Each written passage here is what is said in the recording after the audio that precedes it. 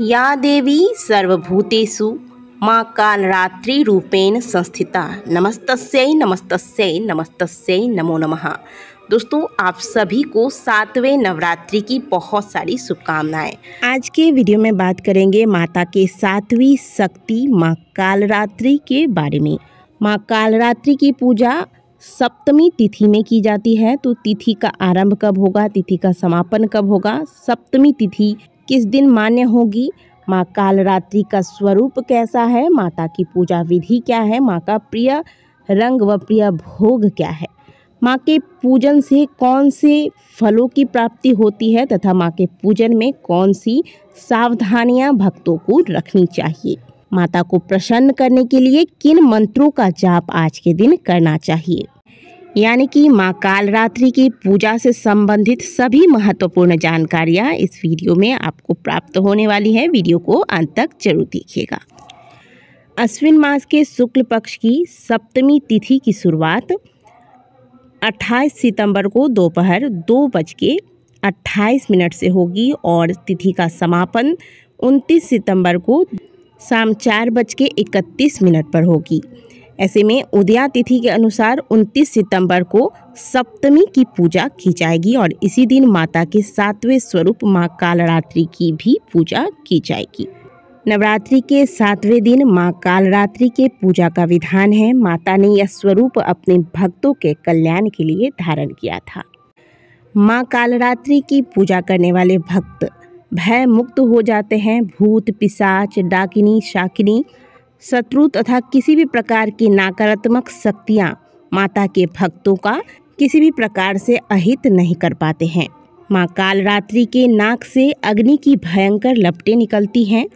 माँ कालरात्रि गधे की सवारी करती हैं। शक्ति का यह स्वरूप दुष्टों का दलन करने वाला है। ऐसी मान्यता है कि माता कालरात्रि ही शक्ति की वो स्वरूप हैं जिन्होंने चंड-मुंड और रक्तबीज जैसे दानवों का नाश किया था। नवरात्रि के 7वें दिन सप्तमी तिथि पर यदि पूरे विधि विधान के साथ माँ कालरात्रि की पूजा अर्चना की जाए तो माता अपने भक्तों की सदैव रक्षा करती हैं। माता की कृपा से भक्तों के शत्रुओं का नाश होता है अथवा शत्रु शांत हो जाते हैं।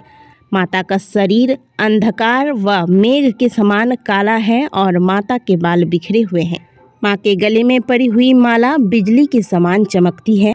माता 4 भुजाधारिणी हैं जिनमें माता ने खड्ग और लोहे के अस्त्र धारण किए हैं। साथ ही माता ने वर तथा अभय मुद्रा धारण कर रखा है। माँ कालरात्रि का प्रिय रंग कौन सा है, तो माता को लाल रंग अत्यंत ही प्रिय है। इसलिए सदैव माता के पूजन में लाल रंग के वस्त्र धारण करने चाहिए। भूलकर भी आज के दिन काले रंग के वस्त्र धारण करके माता के समक्ष न जाएं। माता को आज के दिन प्रयास कीजिएगा कि लाल रंग के अड़हुल की माला अवश्य अर्पित करें।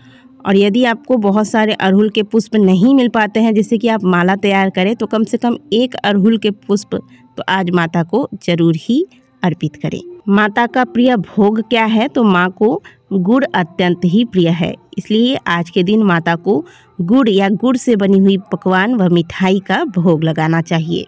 माँ कालरात्रि का सिद्ध मंत्र है ओम ऐं ह्रीं क्लीं चामुंडाय विच्चय ओम कालरात्रि देव्यै नमः। इस मंत्र का रुद्राक्ष की माला से 108 बार जाप करें। यदि आप अपने शत्रुओं से बहुत परेशान हैं तो आप माता की पूजा अवश्य करें। माता से शत्रुओं को शांत करने के लिए प्रार्थना करें। कभी भी किसी का अहित या किसी का नाश करने के लिए माता से प्रार्थना न करें। आप सदैव माता से प्रार्थना करें कि हे माँ, मेरे शत्रु शांत हो जाएं।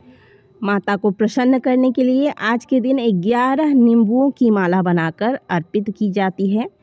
इससे माता प्रसन्न होती है। यदि आपके घर के आसपास कहीं माँ काली का मंदिर है तो वहाँ जाकर आप 11 नींबू की माला बनाकर माता को अर्पित करके आ सकती हैं। यदि घर के आसपास कोई प्रसिद्ध माँ काली का मंदिर है तो वहाँ जाकर घी का दीपक लगाएं।